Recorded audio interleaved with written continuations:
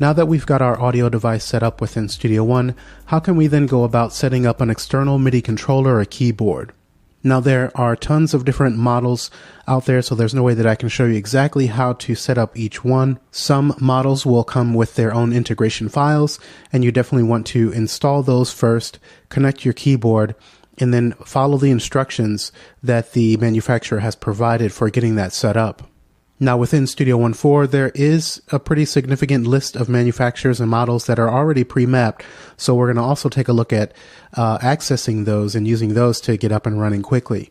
So the first step that you would want to do is come to your options menu. I'll Control comma, Command comma on the Mac, and we start off on the external devices tabs because I recently had that open. Typically you'll come to General, but then we want the external devices, and we can see that there is nothing listed here. I have no device set up. So the first step would be to click on the Add, and then here to the left we can see the list of manufacturers and models that are available and have been pre-mapped within Studio One 4. So if you had the MPK Mini, for instance, you could simply click on that. We can see that this field is populated with the manufacturer name, the device name, a little image here of the MPK Mini. We've got our MIDI channels. By default, all of these will be selected. I can click on all to deselect those and make individual selections if I'd like, but I'll go ahead and press all again. Now the receive from, this is the drop-down menu. You would click to choose your MPK Mini, again being sure that you have that connected to your USB port on your computer. I'm working with the Impact LX25, so that is why we have those available. We then have an area for filtering out certain things like aftertouch and program change. We have a send to, where Studio One will send out MIDI information to your controller if it supports it. We have split channels, where we can split up our MIDI channels within our song and choose a specific channel. We then have default instrument input. So if you'd like for the MPK or whatever your keyboard is to be the default instrument, whenever you bring in a VST or create an instrument track, you would want to check this here. So after you've gone through and made your selections and set everything up how you want, you would just click OK, and you should be good to go and up and running. But what if your particular model didn't come with integration files, or it's not listed here in the left and it's not pre-mapped within Studio One? Let's take a quick look at how you can go about manually making assignments within Studio One. So I'll select new keyboard, and I'm going to set up the Impact LX25 as a generic keyboard, just so you can see how you can go about getting this done. I'm going to call this Impact LX25. I'm going to go ahead and leave all of the MIDI channels active. I'll come to the receive from. I'm going to choose the LX25. Now this second one is the controller portion of the LX25. So this is the transport controls, the sliders, and the knobs. Right now we just want to be able to play our instruments and use pitch and mod wheels. So I'll select that. The LX25 does not support the send to, so I'm not going to select anything there. I would like for it to be the default instrument input, so I'll go ahead and click OK. It's now listed in our devices area here.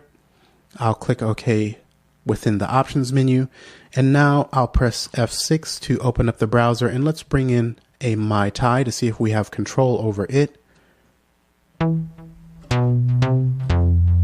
Okay, so we can hear and see down below that our MIDI information is reaching the MIDI.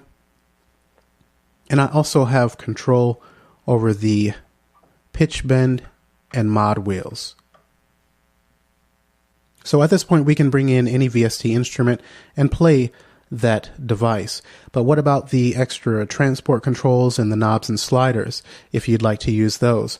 Well, I'm going to go ahead and close out the MIDI. Let's Control comma and come back to our options menu.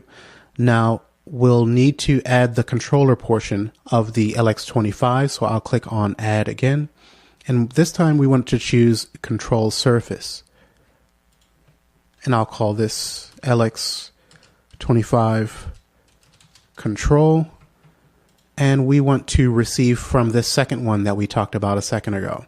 So I'll select that. We'll click OK. It's now listed here. I'll click OK again. And let me close out the browser, and I'd like to open up the Mix console. And we want to take a look at the external devices panel. So here in the bottom left corner, you see external. I'll click on that. Here is that new control that we added. So I'll double click on that to open up the mapping editor. Okay. So now we would want to click on the MIDI Learn, and I'm just going to go through and start turning the pots on the LX25, and we can see that these are populated automatically. We've got our slider. I'll move that to populate that field. Now we have our transport buttons. So we've now got everything recognized. Now, one thing I want to mention before we move on is that the LX25 has a mixer mode and an instrument mode.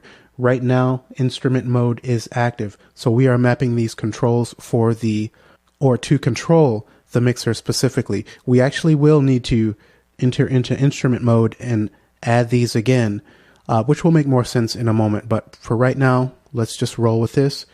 We're in mixer mode. We've got all of our knobs, buttons, and our slider mapped. So the next thing we need to do is tell Studio One what these actually are. Now the top ones, the top 8 are fine because these are all knobs, but we have the slider here.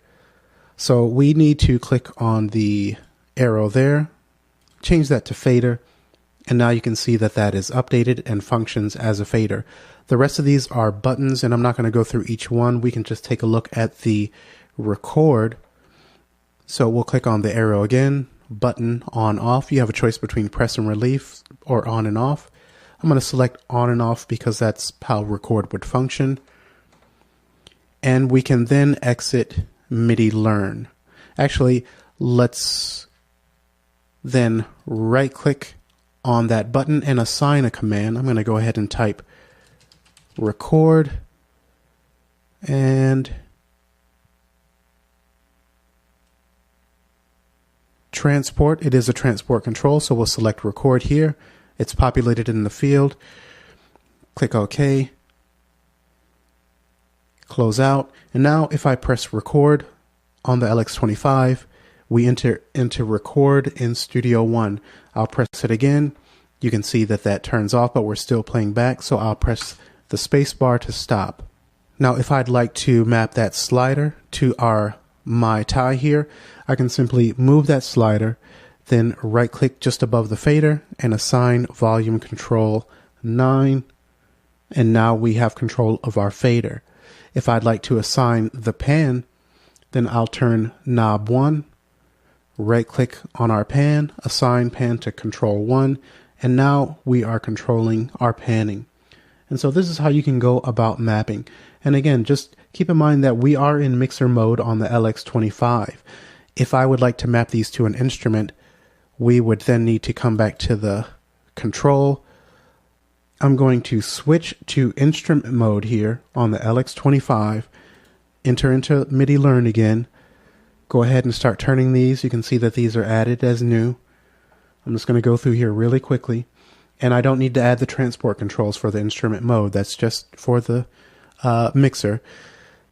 I will change this to a fader,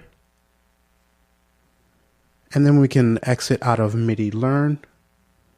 I'll close out the window here and let's bring up our MIDI. And so say I would like to control the filter cutoff here with the first knob, which we had assigned to our panning when we're in mixer mode, but now we're in instrument, so we can assign this to the cutoff. I'll turn the knob, right click, assign cutoff to control 16, and now we can control that. Okay, so if I close out of the MIDI, let's come to mixer mode on the LX25, the same knob 1. Now we return to that controlling of the panning. So you can see if you are in a situation where you need to manually create these mappings It can be a bit tedious and convoluted, but once you take the time to get this set up, it's a one-time deal and you don't need to come back and do this ever again, unless for some reason you need to reinstall Studio One. But you could even find the file for all of these mappings and just save that and then put that folder back into the new installation. And so this is how you can go about setting up your external devices within Studio One.